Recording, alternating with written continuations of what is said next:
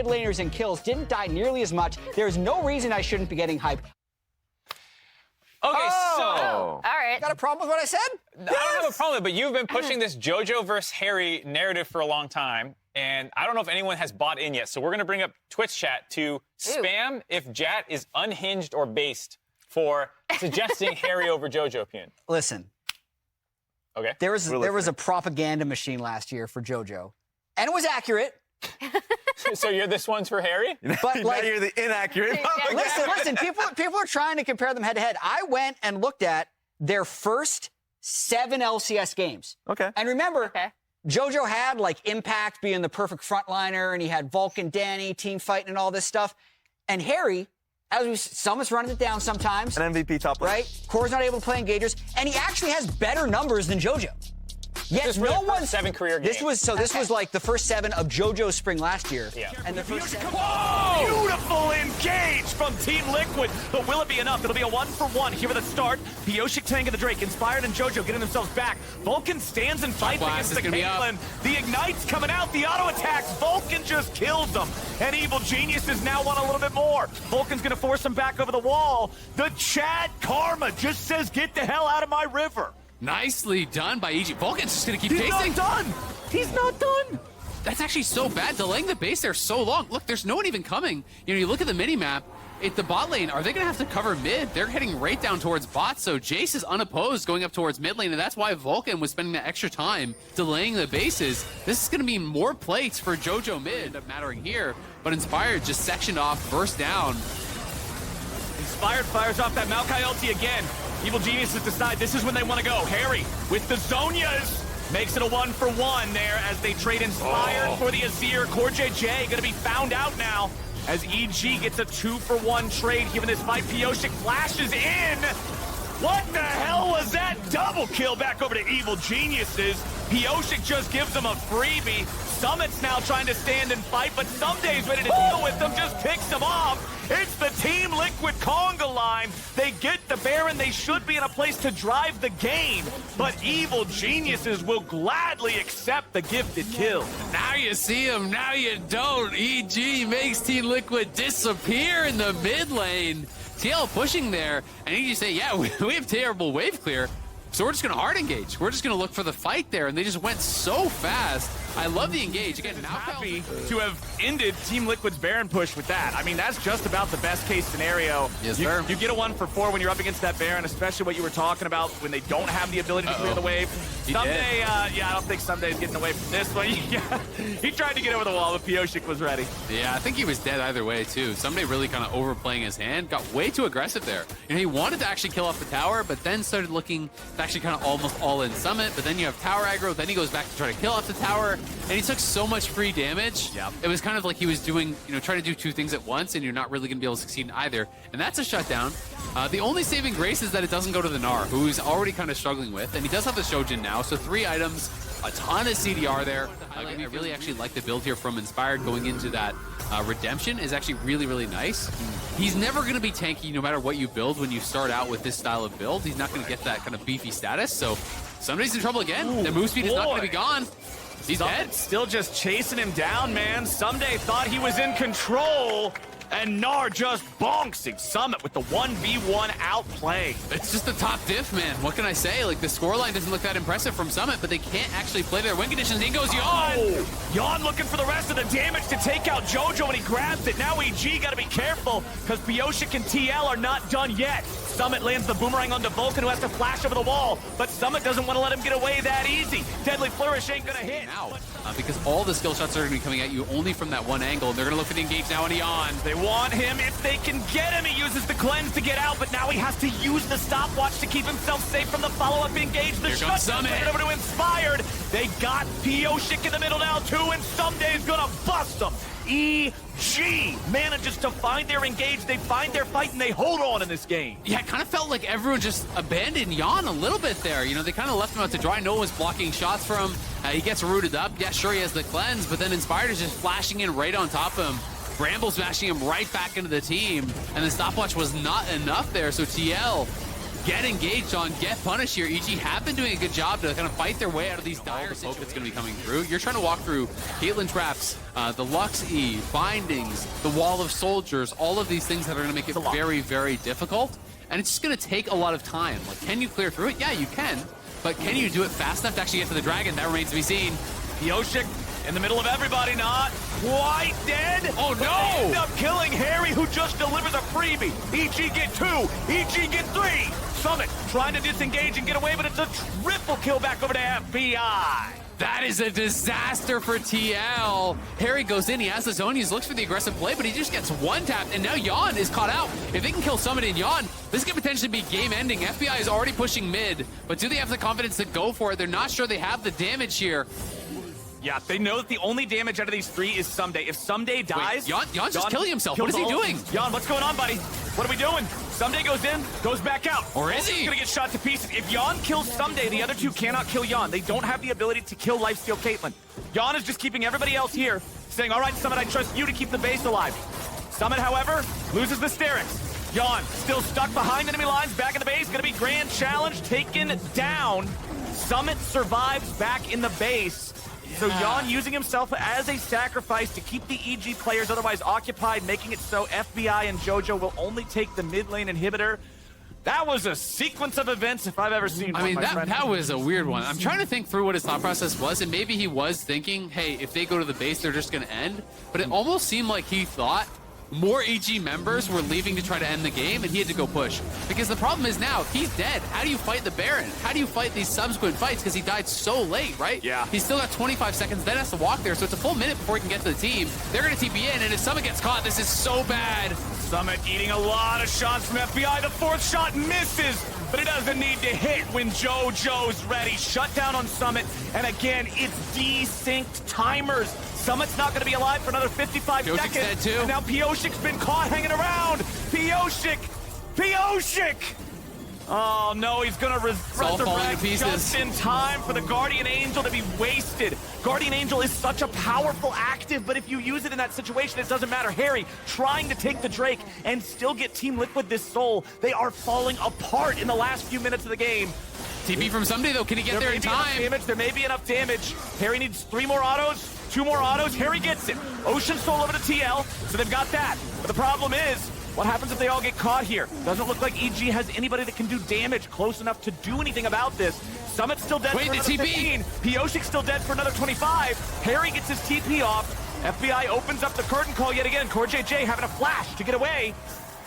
This game is wild. This game is just getting so crazy. EG are pushing on all sides. They know they have to try to end the game with the Baron. They've got to keep pushing because they don't want to get into a slow-paced game against this Ocean Soul. It'll be so tough for them to actually close it out. So they're trying to push aggressively. They did take the mid lane inhib. They couldn't get top because they couldn't stop the TP there. But this has just been like 5-10 straight minutes of insanity. You know, mistakes on both sides, but they're being capitalized on very heavily. I've seen more so by so much control for so long, but it fell apart, and evil geniuses have clawed their way back into the game. All of TL has to find some sort of a defense here, but they're losing Nexus turrets, and they're losing them rapidly. First one's already gone, and JoJo's swooping around the side, looking for an angle on Harry and Yon. Half HP. Oh! JoJo's about to lose that Guardian Angel if he ain't careful, but FBI's already godlike. Yon's under pressure. The Caitlyn falls next, and evil geniuses from the clutches of defeat come back and take down Team Liquid. What a crazy game to kick it off here today in Super Week. That was a banger. That was such a nuts game, man. Back and forth, time and time again. TL, though, going to be so frustrated about that one. You know, had themselves in multiple situations where it felt like they were in control after they took the Baron, you know, multiple times. EG is able to find the windows for engages because EG didn't have wave clear. They couldn't actually just stand against a sustained push during that Baron buff. So EG's only option was to find the engages, and both mid lane and top lane, EG was able to do it, to find that engage, to find those kills that they really need. Gnar just goes mid and pressures, and he can look for flank once he has Mega Gnar. But Caitlyn should not walk up, obviously, until then. So Okay. I think if Caitlyn doesn't walk up, it's pretty hard for us. So That makes sense. So just like a lot of it is just specifically you think Summit should just be on side, continually pressuring. yeah, I mean the bot wave is going to come in too. So if they wait a bit, then we're going to be fucked. Yes.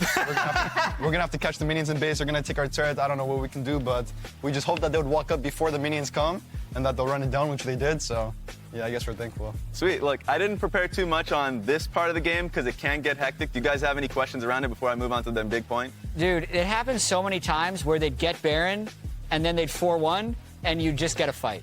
Yeah. Like, Yeah. If Fudge is going to be blind here, or if it is going to be a 5th pick for him, and Diplex will be picking blind. Last ban on the blue side will be Fiora. So gonna focus on one of those potential picks that Fudge could run over there. Ooh, a cat. Wait, where is that cat? Is that in the studio? Can I get some plink in chat? Aw. Whoa. That's awesome. Okay. Why don't we have a cat? We need a cat for the LCS. We do. Or a dog. Both. Yeah, Let's just get both. true. Yeah. Wait, where's Buttons? He's asleep, guaranteed. Oh, okay. That's what he does 80% of his life. Okay, well, He wakes up only to refresh himself to get ready to go back to to get sleep. ready to prepare for the next round. Prepare for the next sleep. So, whoa. That's a tough job. And now, look, I'm obviously a League of Legends expert, Azale. I know what team scales more and more and would prefer to play into the late game, but maybe for our lesser players out there in the chat, like, I don't know, the silver players, us golds are really sophisticated. Who do you think going into the late game would favor between these two pick and ban drafts? I mean, I think it depends how you want to play it out. You know, when I'm looking at 100 Thieves, I think their 5v5 is going to be a lot stronger in the later stages. But I think CLG have a lot of ways to play through the side lanes and to try to set up picks with the Vi, with the Taliyah. So for them, it's going to be more about splitting up fights if they are going into a 5v5, finding that good Taliyah wall to section someone off, or playing more heavily through that side lane. And that's what I want to see Palafox come into here. I need to see some big ultis. I need to see some coordinated efforts out of making sure that he's got a little bit more power than Doublelift directly right now. Let's see what they can find. They're ready to go for a 4v3, and it's CLG looking for Doublelift. Contracts wants to take him out. He's nearly got him. There's the Vault Breaker. He'll break his face. It's 2 kills over to CLG. CLG went big in the bot side there. 100 Thieves was sticking around after the Herald crash, trying to push in and knock down that first turret. But Palafox makes the roam faster. You know, Bjergsen committing the TP, but it's before Unleashed teleport, so he's nowhere nearby to really join the fight. And, you mentioned Captain Flowers, the Kraken Slayer coming on in. They knew they had that item advantage. Even though Doublelift had more gold on him, 3+ turret plates, he just now got the chance to go back and spend that gold. So with that power spike, with the Taliyah, we'll see it again here. Damage still coming in. Doublelift isn't gonna push forward. There's the killer instinct we mentioned, but again, he's a little bit too far split from the team as he dashes through the wall. Oh, that is one slippery pickle as he gets out with his life. Doublelift barely escaping there from CLG trying to collapse on him, but look at the health bars. That's the other thing you got to remember here. There's not a lot to work with for Doublelift. No summoners, no health bar, low HP across the board. Even though it's a 1-for-1 trade, it's CLG who have enough of an advantage to secure the second Drake for themselves. And this is almost the second time this game is out where I almost feel like Tenacity thinks he put his flash on F, which is what the better players use.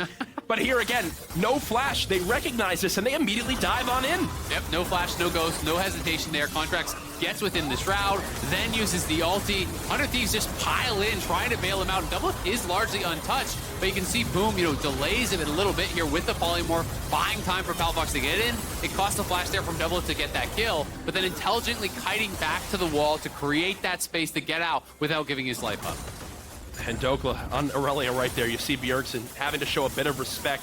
215 CS already.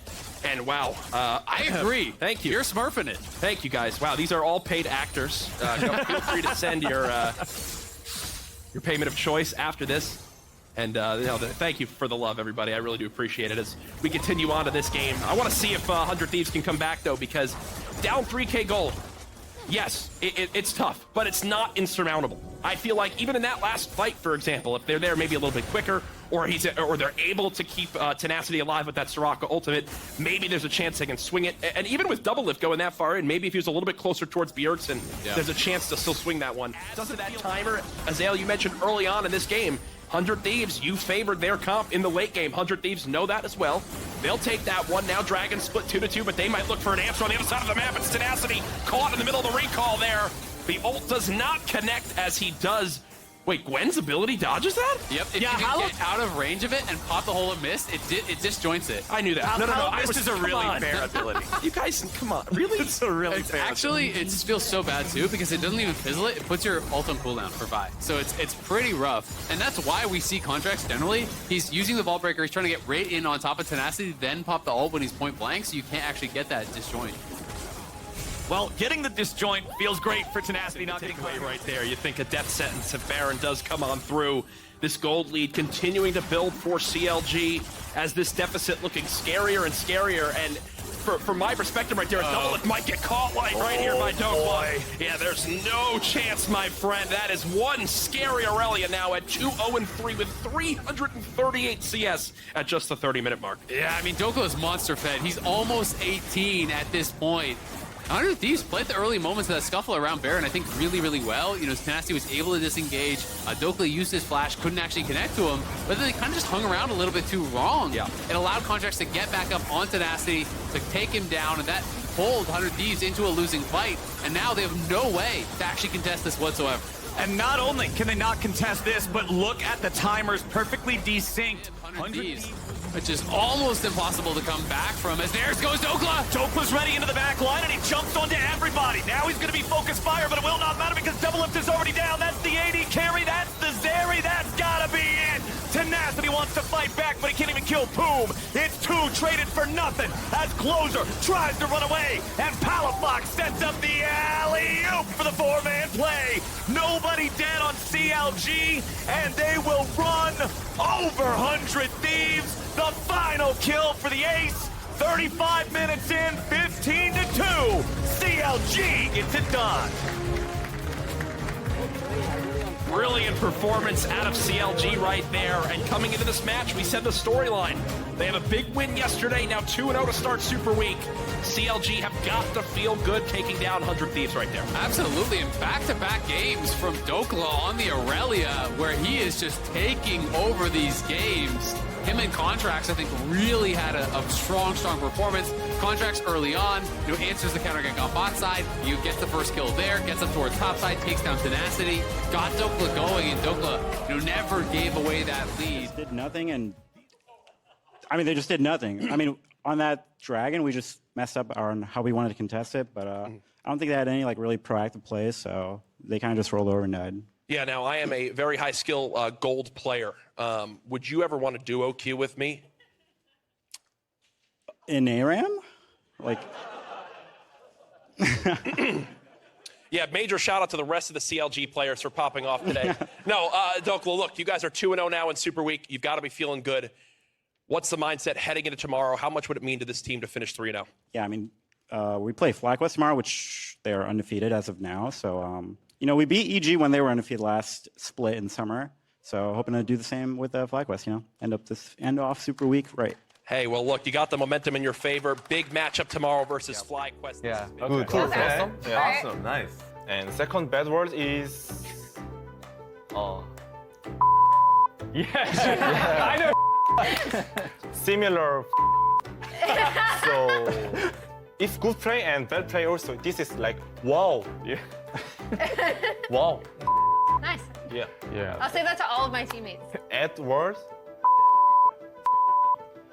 This mean if our jungler like speaker give kill to enemy bot lane, I say like means.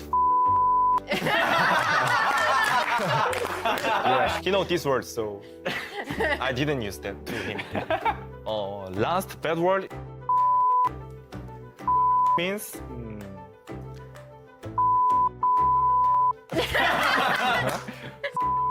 Yeah, it's not good player.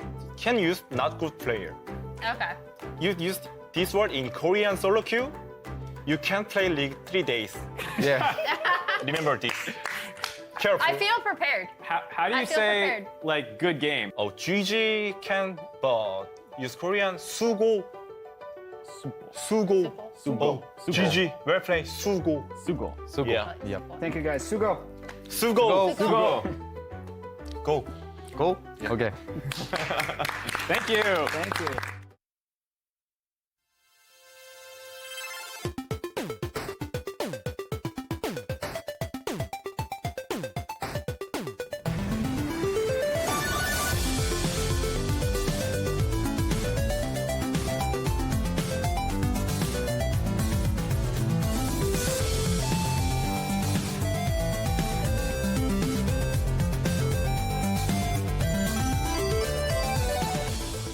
against T1. Yeah, against T1 in the past. Obviously, it's a different story here today, but Maple. Oh, jeez. I actually hadn't even. This no! This does happen all the time. I don't know why, but it does. Oh, well, TSM fans, you can thank chat for the surprise performance from TSM so far. Now, FlyQuest, they are still coming into their own. We cannot count out Prince just yet, because he is still deathless. 3-0-3, 500 gold bounties, making his way towards that last Whisper item as well. Yeah, but also 25 minutes in, 1,000 gold difference. It only takes one fight for either team. That's right. How explosive Jinx can be. Anyway, and they're able to then take down Spica. What? That just goes to show you how much damn damage that Talia is doing right now. I was just thinking, I didn't even catch that the first time, but I think they could have done Baron afterwards. Maple is just putting on a clinic today. What a standout performance on a champion that he has really put a lot of time and effort into making his name on, between that and Galio, two roaming proficient champions. But I mean, Solo putting so much. Solo. I think he can one-shot him. I mean, Vikla still has flash. Oh, the feast comes out early, but Vikla's trying to dodge it, force the flash away from that last rupture. Solo saw the execute health, and as he was pressing the R, the Eclipse Shield to set up a Baron. They can also get a reset off if they really want to when they have full control, but I think, honestly, they just hope that FlyQuest checks somewhere, and then they make an engage happen. FlyQuest treacherously and cautiously stepping through their red quadrant jungle into complete darkness. It looks like Boogie is found. Oh god, Spica's blown up! TSM have already taken out the jungle for FlyQuest, so that means there is no possibility for a 50-50 smite. It would have to be a miracle steal from any member of FlyQuest. 7,000 HP. TSM, they have Feast and they have smite, but they're going to turn on the impact instead. Prince, look at time, he looks for it, flashing right up to Prince, and delays his damage. Prince tries to reset, but he can't carry this one. TSM, off the back of miraculous and incredible playing, they are able to take out 4 members from FlyQuest. Doesn't look like the game is going to end at this moment, though. They clutched out at the very end, killing Boogie and Maple. It really did look like that was going to be the end of the game, but TSM win the fight. They're going to burn down this Baron, and then I think they're going to push for the end. All the dominoes are set up to fall for a TSM victory, chat. Who would have thought? 90% chance TSM's going to win this, but it just takes one reset for Prince. We got to see this. Prince doesn't have flash, doesn't have heal, so it would have to be everything from FlyQuest to set up Prince for success. Yeah, there's a stopwatch. He's got a stopwatch. Can he take out Boogie? But they got the CC chain. TSM has done the unthinkable. FlyQuest have been upset by TSM. TSM move to 4-4 and hand Prince and FlyQuest their first loss of the year. That is the happiest I have seen this team in a long while. It has gotta feel good. And you can see the managing staff, the coaching staff, Chawi, Glenn, how important is it to them to show their players who they have been given full confidence and full trust to turn around amidst everything, the image that has been given around them, when it's not even about those players. These players just want to play some damn League of Legends. They just want a game, man. They just want a game. And they have shut up all the negative posers and all the negativity around them. This team shows that when they band together, they trust in each other, they can do anything. Shout out to Solo, man. 0-5-0 to 5-5-9. 5-0-9 after the start to that game. 8-0-8 for Neo, 7-1-12 for Maple. Definitely the best game they've played all year as well, because their early game had been so weak. Spawn is trying to stand tall and fire right on back, but all you can do as Azeri is just hope and pray that Golden Guardian show mercy. Spawn is doing everything that he can, but it's still not enough damage. That's why he picked Lee Sin. Licorice goes and kicks him in the face, kicks him out of the game. Golden Guardians close it out. 14 kills to 3. Solid end of the game for Golden Guardians, moving to 4-4. Another tough loss for Dignitas, but I'm really looking forward to seeing that Golden Guardians 100 Thieves matchup tomorrow. Yes, sir. Golden Guardians, man, oh man, ever since the beginning of week 3, this team has found their rhythm. They have found